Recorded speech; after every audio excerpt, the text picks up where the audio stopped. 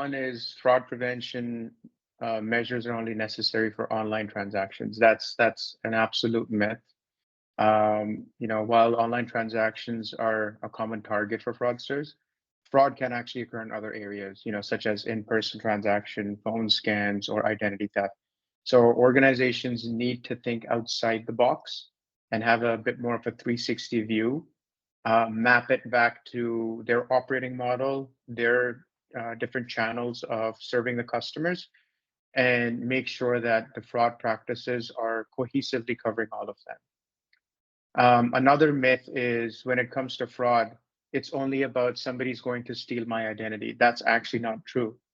Um, Fraud is not only somebody stealing your identity, fraud is also where fraudsters are creating synthetic IDs, which means somebody doesn't exist, but they've already created an identity and are committing fraud. That's another myth.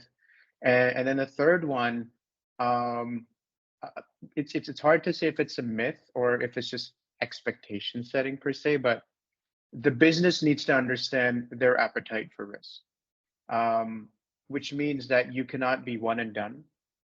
Once you implement the first version of your fraud, you need to start planning ahead of how are you going to iterate it, because fraudsters are persistent. And if you need the support, reach out to the practitioners, the cybersecurity leads out in the industry, because they do have a more global view of the landscape, which is ever so changing, and see how you could start retrofitting your models and your technologies to accommodate for that.